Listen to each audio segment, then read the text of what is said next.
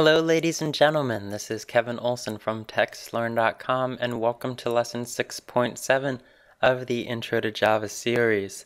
In this lesson we will be discussing the file system. So the file system is the structure by which computers manage files on their hard drives. In Windows, Mac, and Linux, the file system uses directories or folders to organize files. This section is going to take a more detailed look at managing files in the file system. We're going to learn how to rename files, copy files, delete files, and just generally work with files and paths. So there's a few classes that we're going to be using. We're going to be using the path and the paths class from the java.nio.file package. And these are going to be used to basically tell our program where a path is and get paths. The file and files classes are going to be used to reference files, get details about them, and perform operations. So we're going to use these to actually go ahead and delete files, copy files, open files, things like that, create new files. So let's take a look at some examples. Jump into Eclipse here, follow along if you will, and I created a new empty Java project with a single file testing.java, so that's the only class I have in here right now. And I've imported java.nio.file paths, and files. So I already have those guys taken care of, so we can go ahead and start using those. Now let's go ahead and I will show you how to create a new path object. So first things first, we put the name of the object, so path, my path equals paths dot get, and you can see there's two different ways we can use the get method of the paths class. We can use get to get a path with a string URI, or we can have this comma separated list, and I'll show you how to use both of these. So we could use get URI, and our URI is simply the path that we are putting in. So we could do /some path, and that would get me some path. So we're setting the path of my paths, and that's creating a new path for us, and that is now linking to some path. Now if we wanted to do path another path equals paths.get, we could achieve the same thing, but instead we could do some, and then we could use comma path. And that'll get us the exact same result as the first one. It's just a different way of going about doing it. So if I wanted to add another thing to there, so it could be another path to a file, for example, I could do something.txt. And now this is referring to the folder some path something.txt. Okay, so let's delete those, and we are going to talk about a couple system properties that we can use to get useful file paths. So for example, if we want to get the home directory, now the home directory is the user's home folder that I'm talking about, and in this case in Windows it's located in C, users Kevin, so my name's Kevin and that's my username in Windows, so that's the folder that I want to get. And to get that we can use, I'm just going to do system out println, and the home folder is plus, and then we can use system.getProperty, and the key here is going to be a string user.home, and this will get the home directory for the system. So if we run this in a different operating system, it will return a different location. I'm not sure exactly what the path is for Mac, but it'll return something a little different, but it'll still get us that file path. And you can see it printed out the message. The home folder is C users Kevin. So that's my user home folder there. Another useful one would be the path of the actual program. So the path to this program is, and to get the path of a program, we use system.getProperty, and the key here is going to be user.directory, so user.dir for directory. So let's take a look at that. Just make sure you can see everything the path to this program is, and then we use system get property user directory. We'll run that, and the path to this program is C users Kevin workspace and then my project 6.7. So that totally coincides with where the location of this program is, and that is correct. That is exactly what I wanted to get out of that. So we can keep going with this. And now let's say we want to combine this property for the user's home directory. And let's say we want to get the pictures folder in Windows. So let's say we want to get this My Pictures folder. And that's located at C users Kevin pictures. So let's create a new path. So path pictures directory equals paths.get. And then the first part is going to be system.getProperty. The key is user.home because we want to get that home directory. And then we can put a comma in like I showed you, and we can just put in pictures. So this will get our home directory / pictures. Let's go ahead and print that out. System out print line. Your pictures folder is at plus pictures directory, and that'll convert that to a string automatically for us. So let's go ahead and run this. And your pictures folder is at C users Kevin / pictures.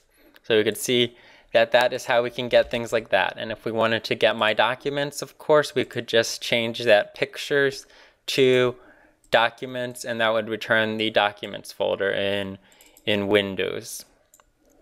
So that's kind of how we can get those key locations that we're going to be needing to work with for our programs. Okay, the next topic I'd like to talk about is deleting files. So delete a file. And let's just create a new file in our documents, let's create a new file in my documents folder. So let's say C users Kevin documents. So now I'm in my documents folder, and I'm just going to create a new file called deleteme.txt. So I'm just going to try to delete this file using the paths and whatnot. So first we're going to create a try block and a catch. So catch exception E. So we're going to try to delete this file. If something goes wrong, we're going to catch the exception. So we're going to create a new path, delete file, path equals paths.get system. Oops, I didn't want that quote in there. System.getProperty, and the key is again user.home. So I'm getting the home directory for the user. We're going to the documents folder, and then we are going to that deleteme.txt file. So comma deleteme.txt, and that line with a semicolon. So that's going to our documents folder and to the deleteme.txt file. So now this delete file path is the direct path to that file, deleteme.txt. Now we can use the files class and files.delete, and then we put in delete file path. So this is the path, and we are using the delete method to delete that path.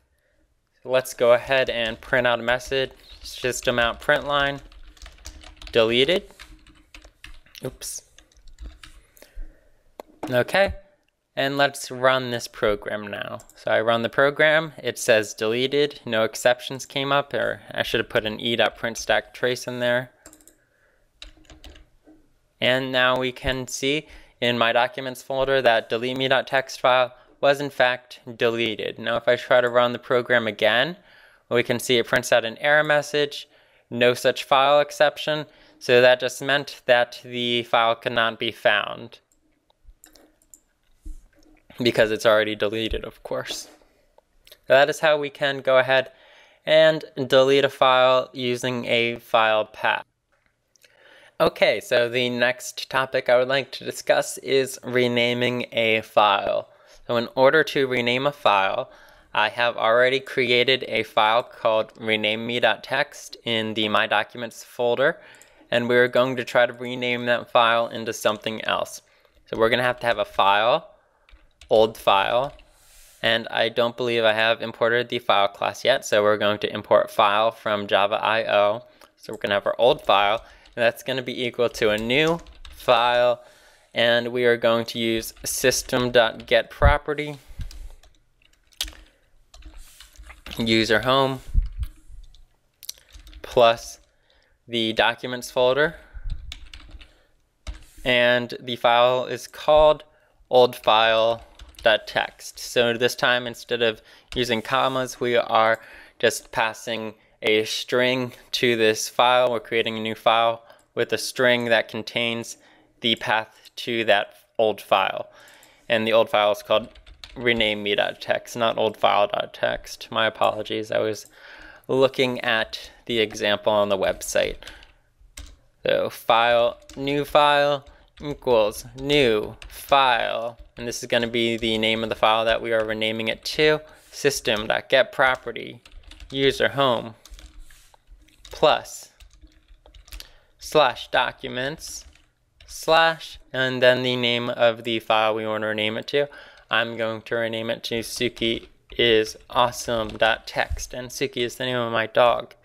Okay, so we have our old file and our new file, and those are just referencing paths, so the new file doesn't even exist yet.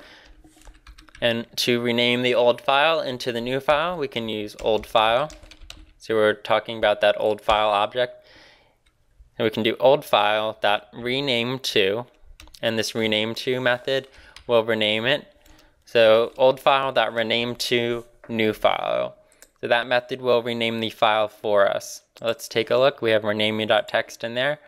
Save that, try running the program.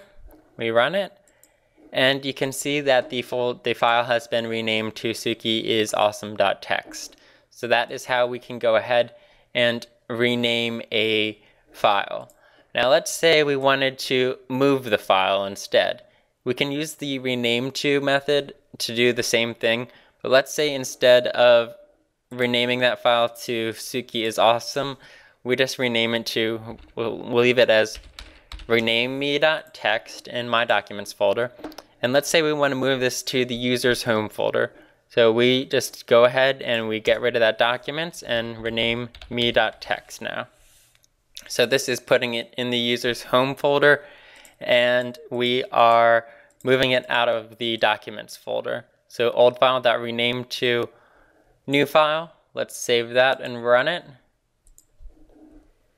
And we can see that the file is no longer in my documents folder. We go up to my home directory, and you can see that the file got renamed into a different folder. So now it is in my home directory instead of in my documents folder. So the rename to method can be used not only to rename a file, but also change the file's location in the file system simply by giving it a different path when we are renaming it. Okay, next topic is going to be copying a file. So copy a file. All we want to do is take a file and copy it somewhere else. So let's go ahead and take a look at a sample picture of a koala from Windows. And actually, I'll even, let me make sure that's in my right folder. So let's go C, users, Kevin. And let's see here, my pictures.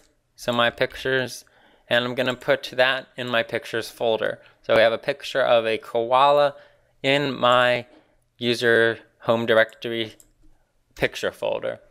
So we're going to try to make a copy of that file that is a koala. So we're going to have a new file. So file to copy equals new file system.getProperty user home. And then we want to make sure we're going into that pictures folder. So we're going to go to /pictures /koala dot, I believe that was a JPEG.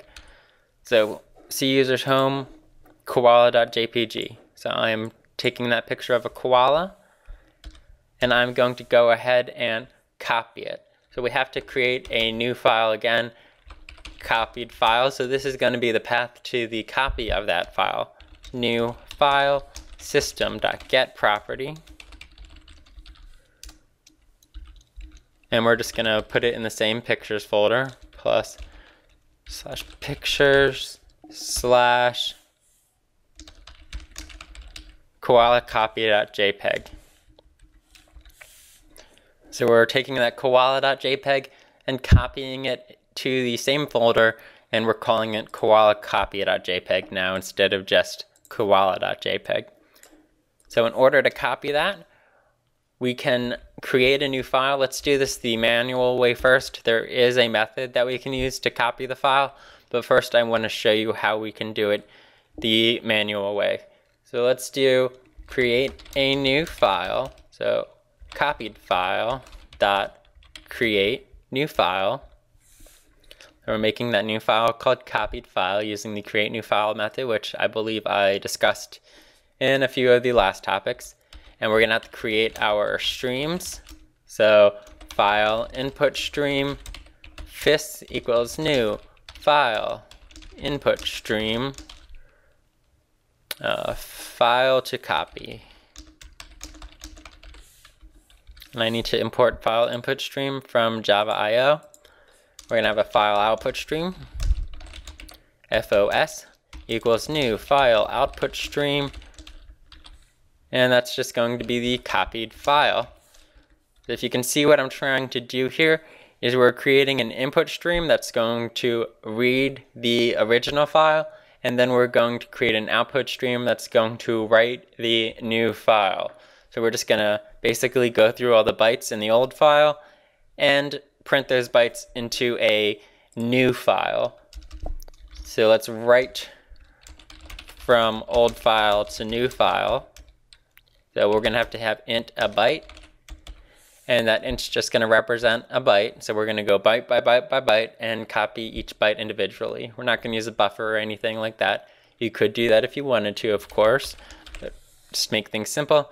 We'll do while a byte equals fin.read, and that's not equal to -1. So while we are able to read from that old file, and did I call that file input stream? No, I call that fis. So fis.read not equal to -1. All we have to do is use fos.write. So we're using the file output stream, and we are writing a byte. So we read each byte from the input stream, and then we write each byte out to the output stream using a while loop. Then all we have to do is close the input stream and close the output stream.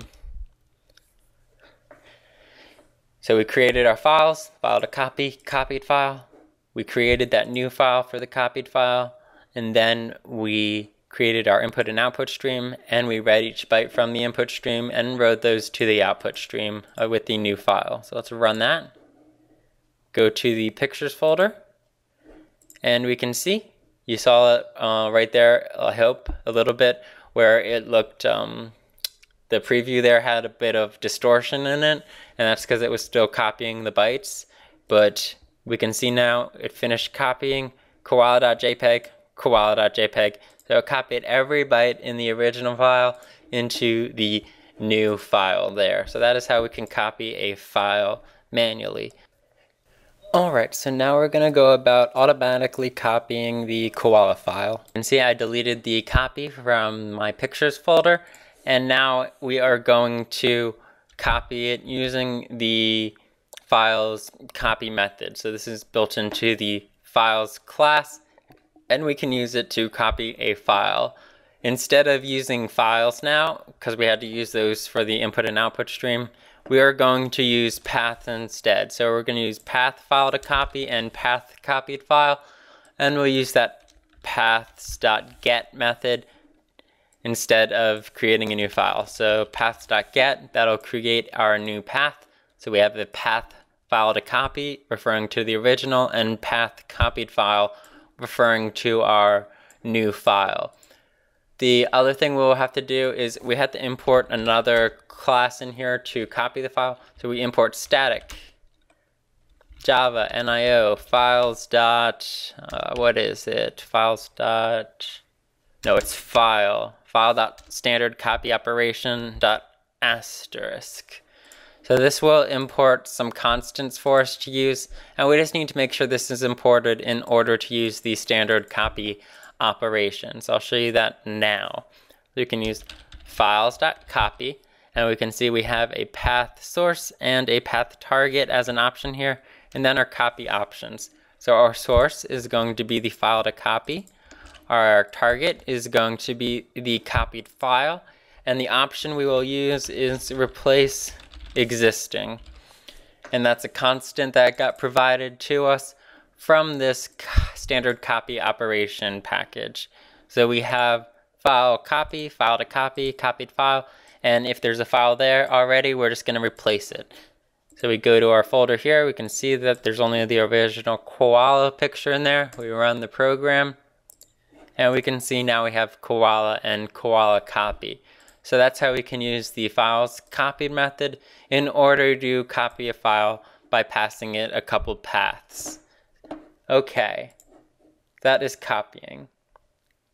The next thing I'd like to talk about is listing files. So let's list all the files in a directory.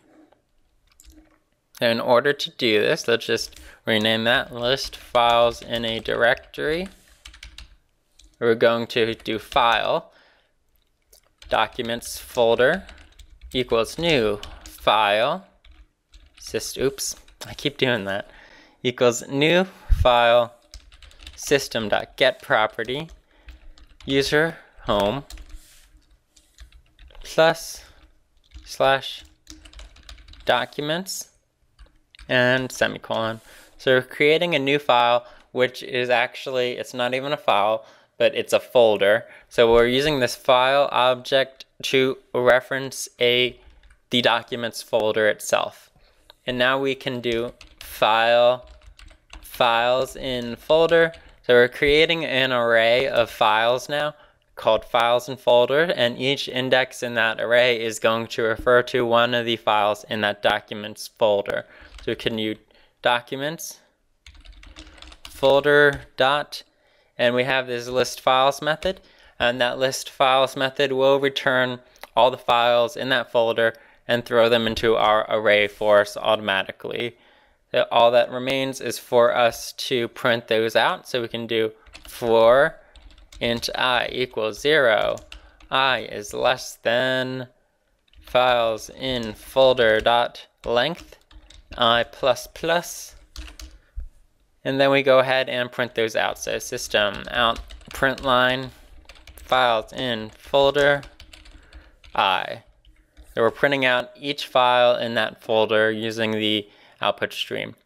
Let's run that, and you can see that these are the files in my documents folder. And to prove that, I'll go to my documents folder, and there's nothing in there right now, but we can see it has C documents, and these are just shortcuts basically. We have Kevin, C users, Kevin documents, my pictures, my music, my videos, and desktop.ini, and those are all hidden in there because we can't see them. But let's go ahead and create, say, a new text document, new text document.txt. That works. We run it again, and you can see new text document.txt is also in that documents folder. So that is how we can list all of the files in the folder. Go back to the website here and take a look at a few additional methods. I'm not going to show you how to use these, but they are very useful. So a few additional file detailed method that we can use with the file is the isFile method, and that returns whether or not it's a file. So if it is, if it's actually a file, okay.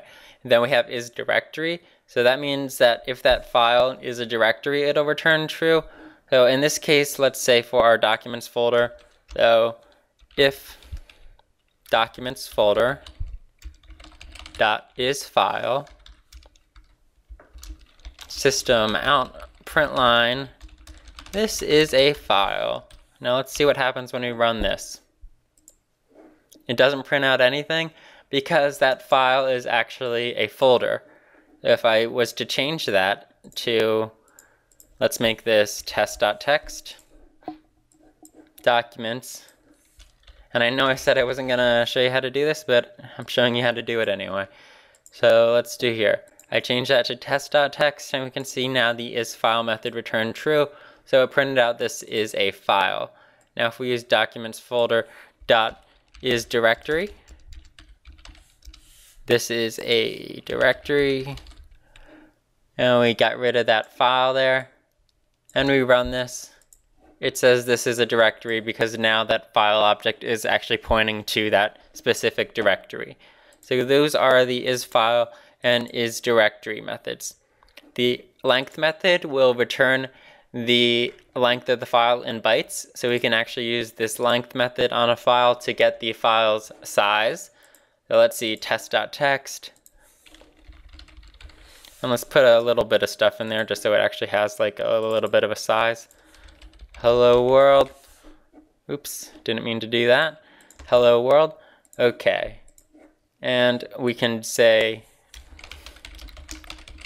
and now it's not a file, of course, dot length, and we can print that out. So we'll do system out print line file size is plus documents folder dot length. We run this, and it says file size is 11. And if we look at the Windows Explorer, we can see that the size of that file is in fact 11 bytes. So that is the length method. The last one is last modified, and that just gives you the time that the file was last modified. Just a little bit of a note on file size. There are 8 bits in 1 byte. 1024 bytes in a kilobyte, 1024 kilobytes in a megabyte, 1024 megabytes in a gigabyte, 1024 gigabytes in a terabyte, and finally 1024 terabytes in a petabyte. So you can go ahead and do those conversions if you need to. And a little fast fact here. Internet service providers such as Comcast, Verizon, and Time Warner often advertise their internet speeds in terms of megabits per second. And as we know, there are 8 bits in a byte, meaning that there are actually 8 megabits in a megabyte. Most files are measured in megabytes and gigabytes, not megabits and gigabits. Unfortunately, many people don't understand the fundamental difference and believe megabits and megabytes are the same thing, when in fact megabytes are 8 times larger than megabits. So when you see advertisements saying that you get 20 megabits per second, you're actually getting 20 divided by 8 megabytes per second. So that's actually somewhere around 2 megabytes per second if you're seeing something advertised at 20 megabits per second. So just be aware of that and kind of know that now. So that concludes this lesson. I hope you learned something useful out of this. Take care. In the next lesson, we will be discussing how to save and load arrays into files.